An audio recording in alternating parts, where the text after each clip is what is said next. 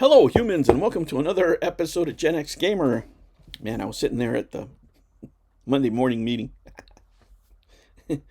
and yeah, I was, before that, I was listening to what's going on in the arcade community, and wow, and for those of you who don't know, right, you guys are, whatever, my audience and I have a guilty pleasure of listening to this stuff. Not the kind of content I want to make, but, it's always interesting watching what goes on in these communities, how we defend these companies, right? These companies, they don't care about us. It doesn't matter who you're talking about, whether Xbox, PlayStation, anybody else. If you criticize something, somebody will come out and do it. You have shilling, just full disclosure, the way I got into this. Yeah, that's a Amico. The way I became familiar with the three quarters arcade community was back in the Amico days. We learned about, the SEC guidelines and all that stuff. And the influencers for Arcade Went Up were, writing the guidelines.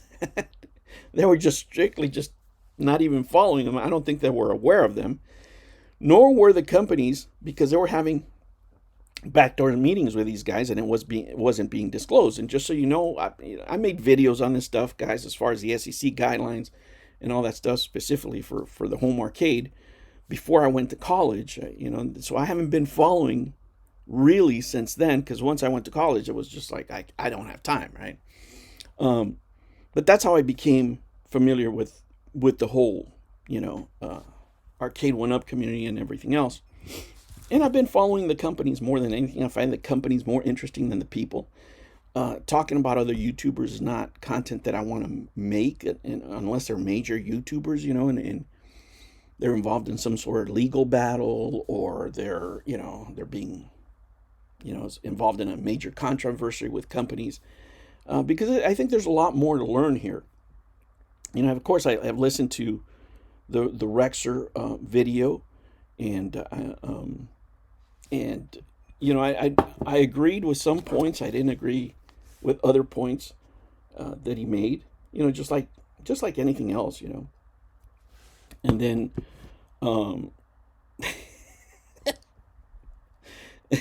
then I saw the response from Perfect Storm Gaming. And the observations that chat was making, and I don't have time, guys, to listen to a lot of this stuff. And that's why I don't comment, because in these communities, if you want to make a real observation or debunking of anything, you really have to know what you're talking about. In these communities, they write everything down, right? If I want to disagree with Rexer about something he said, for example, I better have the receipts, because he does, right? That's been my experience. And, I don't agree with Rexer on everything. But the one thing I can tell you, if I'm going to disagree on something, I better have proof. Right? Look, this is this guy saying this right here, right? And it's the same for any other creator in that community that critiques stuff, right? So I'm not going to, put my foot in my mouth and say, well, no, I disagree with this. Well, why? I don't know. And then you have situations, I think there was a Retro Lizard gentleman there. Something like that. I'm not sure, guys. I'm not familiar with a regular arcade community, but apparently there were customers unhappy with his service, or a customer. I don't know. I think I talked about it, and I'm guys. I don't even know, guys. I just I don't know. But in general, guys, when you're servicing the public, right? Let me tell you this from experience, from being in business for decades. There's two things that happen when you sell products. Right? The customer gives you money, and you're supposed to give them something in the time that you said or they expected, right? Or their expectations are set by you, the one who's selling it. That's where the customer responsibility ends, right? I just give you my money. You send me something in the time that you said you were going to send it. Any deviation from that is the seller's fault. Doesn't matter what it is. Doesn't matter what it is. Right? And I've been the seller, right? I've worked in retail, furniture, all lighting, building products. So our company, even when it's not my fault, when I'm just the salesman, right? I'm just the one who sold it. I'm not the guy in the warehouse. I'm not the guy that's going to deliver it. But but if it went wrong, I'm the one who has to go kiss some ass. That's the way it goes. One thing you can't do is blame the customer, right? Which you see a lot of the in 3/4 arcade community. You see a lot of, right? You blame the customer. Oh, you didn't do this. You didn't do that. Wait a minute. I'm just supposed to pay you money, and you give it to me, right? Just deliver it, just like in the picture. See that picture? Put it right here. And it's always a mistake, right? Take this for your own business. It never looks good when you criticize the customer for having any fault in the process of you not fulfilling your commitment. It doesn't matter what it is, right? At the end of the day, you're not trying to save face with that customer. That experience is already gone. What you're trying to do is build some credibility with the next customer to say, yes, this guy is human. He screws up, but he tries to make it better, right? He fixed the problem. Oh, the company didn't refund me the money. Okay, look, let me refund you the money. When you get it, send it back to me, right? I'll give you a bill. Here's how you can pay me, whatever. Just so that customer's not saying, hey, I didn't get my money, right? Those kind of things. The PR is always a mess. It is always a mess. So, it's just one of those things that's just entertainment for the internet, I guess. And you can't agree with everybody all the time. It's normal to agree in certain points, disagree in certain points. But what makes it entertaining for us, right, for the whole audience, my audience, we have a guilty pleasure of watching this stuff, of these companies, setting these fires, a lot of the creators, right, are doing stuff based on the guidelines of the company, right? And these guys that don't care about you, the guys that don't care about you, just sit back and collect money. They get rich. They don't care about you. Not this much. Yeah, they'll talk to you as long as they can sell stuff, right? But they don't really care about you. They don't know you. A perfect example was, for example, back in the day when, the employees of Arcade One Up were having, contacts with YouTubers, right? And in the background, YouTubers didn't know, I'm sure, right? I'm sure the YouTubers didn't know, hey, I'm not supposed to be doing this without disclosing it on my video, right? Because a lot of them genuinely didn't know. When we spoke to them, they were like, huh? Like, what are you talking? SEC? Because that's a business thing. It's not something that you're familiar with when you are, making YouTube videos. A lot of people don't have a business background. So that's how I got involved in with this. But, being in college for 2 years, I couldn't follow everything. So I don't know everything that's going on. So, I'm not going to make any comments on stuff that I don't know. I don't know what any particular YouTuber did on a live stream, a year ago or 2 years. I just don't know, right? So I enjoy watching the content. I enjoy the anger. I enjoy the passion.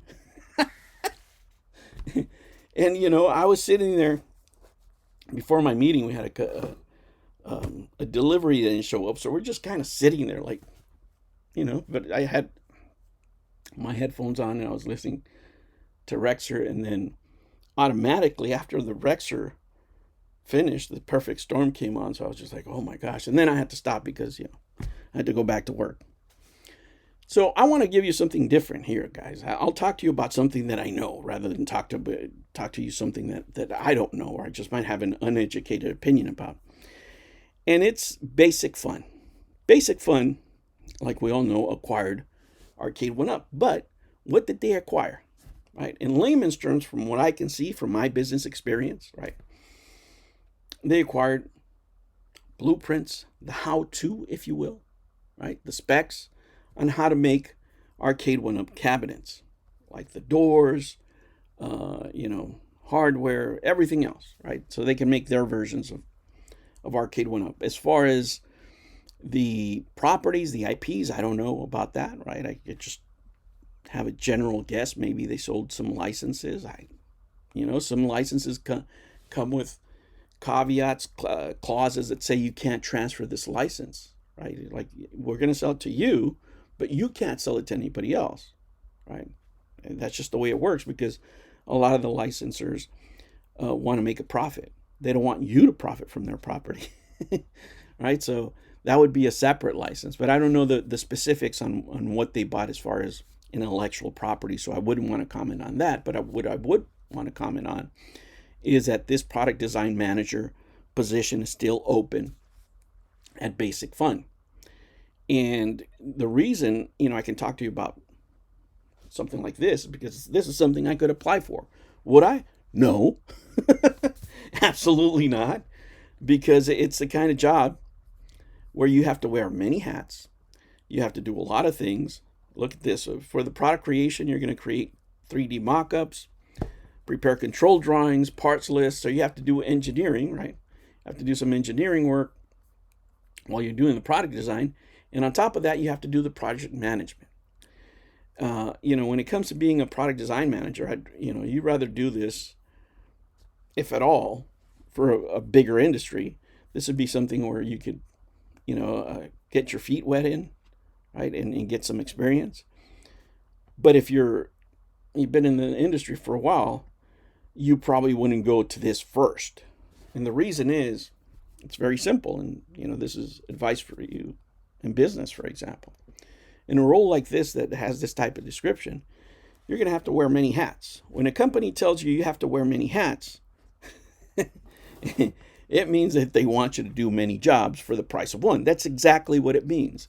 The reason I choose to work in industries like aerospace and military contracting is what I work in, is the specifications, guidelines, standards are very specific on what the resources are that you that you need to have for you to do your job, right? When a company asks you to go over and above that, well, the ISO, for example, or the AS9100 clauses, don't roll your eyes. I know they're already getting in the back of your head, but there's standards, okay? There's just different standards. And part of the qualification if a company is going to be certified to that is they have to give you every resource for you to complete your job in normal business hours, right? Meaning 40 hours. You have to have enough resources. If you ask me to do something, I have to be able to do it in 40 hours, right? That's a standard. If I'm auditing a business and I find that nobody can do their job in 40 hours because it's just too much, they have to work at home. They have to work, after they get out of work, they have to be sending emails back and forth and stuff like that. That's a finding, right? That's a finding. Not that people wouldn't do it. If they're paying you overtime, great, right? Great. But that is not conductive for you to produce quality products long term, because if you're really tired, you're not going to perform,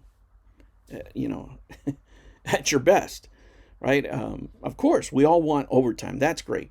But this type of role, right? And I don't know about this specifically for this, right? Let me just be clear. This is just in general. This is my professional opinion, because I could apply to this if I wanted to, but I would never.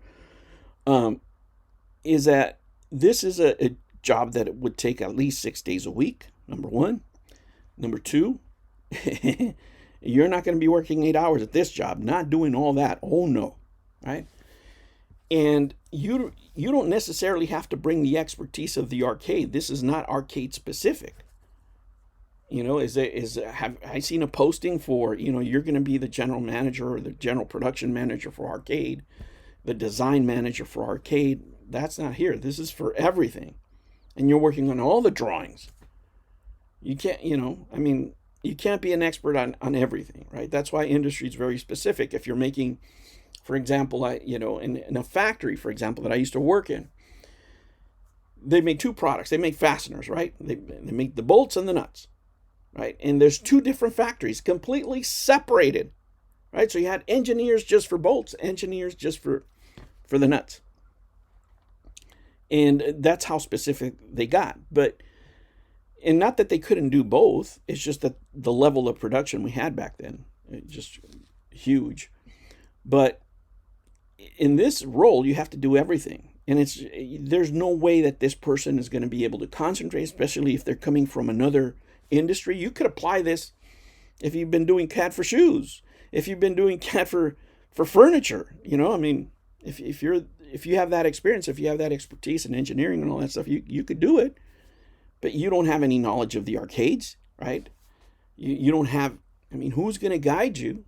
right? If you're the product designer and you don't know anything about arcades, how are you going to design these? I don't know, right? There's too much. There's too much here left in the open, and I'm not really feeling very hopeful about this stuff, guys. I don't see it, as a job. Like if they had, you're going to be the CAD designer or the product designer for arcades, and the prerequisite is that you know about arcades and pinballs and all that stuff. That would lead me to go, okay, well, this guy knows, right? Like this guy knows exactly what's going on. But that seems to happen a lot of it in the industry. You have guys that are, guys that are familiar with arcades, right? They're familiar with arcades. Maybe they're on the sales side, maybe they're on production and not on the production side, and they're telling the designers how to design the product.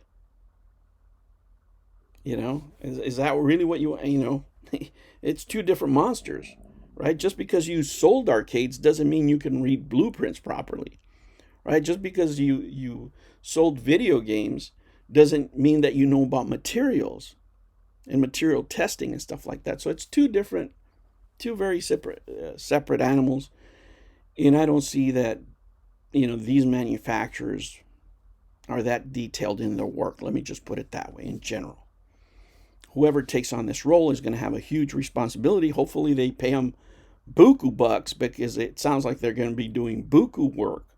But as far as you hoping that this is going to produce a Donkey Kong or a Robotron, which is what most people want, maybe a Smash TV with a Robotron in there or something, something like that. Not hopeful. Not very hopeful. So what's going to happen, since people don't have anything to talk about? They'll keep on making videos. They'll keep on making videos on the 3/4 arcades, and we're going to have a lot of fun listening to the different opinions, debunking hot takes, and all that other stuff. And, who ruined the arcade experience or the gaming experience? I don't know, guys. In general, I think that gaming is too big. I don't think any YouTuber could ruin it for me. I could be disappointed in YouTubers, And when it comes to YouTubers, everybody has a different taste. You could like an RGT85, for example, because he looks like a guy you would talk to on the street. Or maybe you prefer a more professional YouTuber that has, production and teams working with him. Maybe like an Asmongold, right? They're kind of the same kind of looking guy, but one of them has like a team, a huge team behind them. So it's subjective. It's subjective, and I'm just glad that we're here to watch watch it all. And in the meantime, these companies are still going to be doing the same thing. They're going to keep on promoting the same way, right? You're going to have to keep on signing. Basic Fun is probably going to make you sign a contract, an NDA, right? Going, hey, here's a product, but you got to sign this little piece of paper, right? You can't be talking smack. If you want to hear smack, you better go to Gen X Gamer or, one of the detractors, because you're not going to hear it here, and it's not your job, right? Once they pay you, you got to play nice. You got to say, whatever. And, everybody claims, oh, I want to be, like I would say, I want to do a good review, right? But I know, and everybody knows, that if I like a company, say Atlas, right? My favorite developer says, okay, we're going to send you free games. I love Atlas games, but what if I get one that sucks? What do I do then? Because I know this one sucks, but the rest aren't going to suck. But and I know that Atlas doesn't want me to tell you that it completely blows. So I have to find other ways, or I might even have to like it. They might even lean on me and say, hey, you're my employee. You got to say something nice. They put the screws to you. All right, guys, I'm rambling now. Thank you so much for watching me. If you want to watch the outtakes, the genesis for these videos, because I don't use a script or anything, so there's a lot of outtakes. You can join the channel. You can buy me a cup of coffee. All right, humans, I'll catch you on the next one. Take care.